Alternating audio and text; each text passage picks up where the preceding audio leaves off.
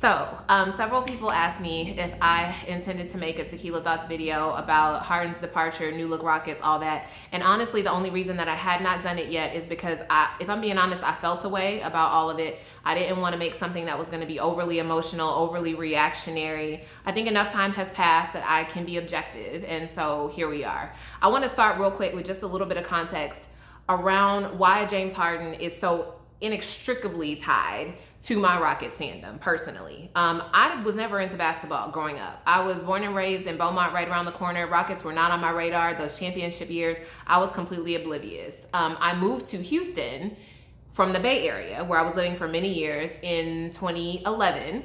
2012 rolls around, I'm dating a guy who's a diehard Rockets fan. That season starts, James Harden's first season, and dude starts taking me to games with him. I'm going at first on just some like date night shit, right? Like all I know at that point is there's a ball. We want to get it into that basket. We don't want them to get it into that one. But the more that he took me, the more that I started to enjoy it. And I would come home on my own and then seek out games on ESPN or TNT to watch other teams until I'm like, do I just like basketball? Like that's kind of wild because it's not something that I ever would have envisioned for myself.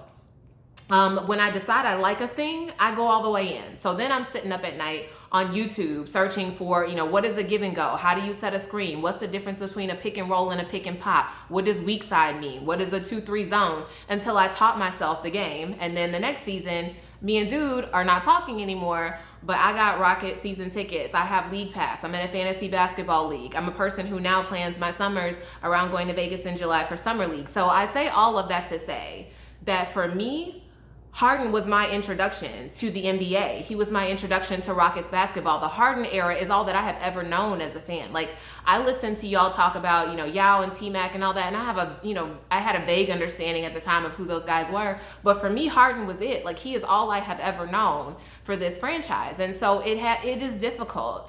It's different not seeing him out there scrolling Twitter and seeing him in a different jersey.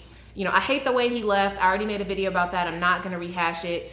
But it doesn't change the fact that he is a generational, transcendental talent, and I would be a fool to sit here and try to discount everything that he did for this team. I have a lot of love for him. I wish him well. That said, I'm not a person who's going to be sitting up there watching the Nets, voting him into the All-Star game, praying he wins a championship.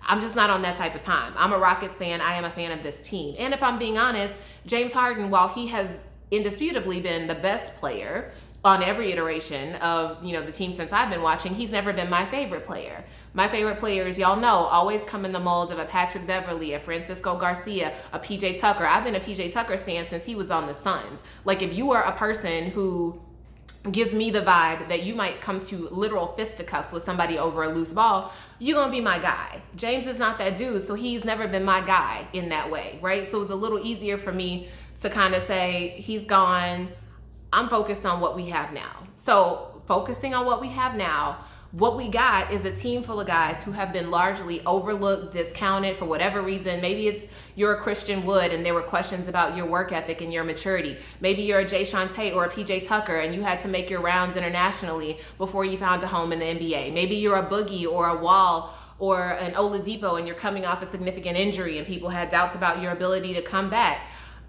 All of these guys, so many of them have something to prove and they play like it. And that just fits nicely in line with the brand of basketball that I enjoy. They go out there every night. There is no quit in them. There is a resolve and a tenacity that we had not seen on this team in a very long time. And if they go down big, you don't see what we've gotten used to. No shade, but the slumped shoulders, head is down. We dragging feet. Like we've given up in the first quarter because things aren't going our way. They just keep coming.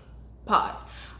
There is no quit in them. They might lose, but it won't be because they got down on themselves and packed it in for the night before the game even got started good. So I love that about them. I hope that they don't make a fool of me for having said that. Part of me would love to keep this roster together to see what they could do. The practical part of me knows that there's really no point in letting a group of guys walk this summer for nothing if the trade-off is, battling for the 8th seed. So who knows what they'll look like, a month from now, but I am enjoying what they are right now. I am enjoying who they are right now, with the exception of Kuruks because he is buns.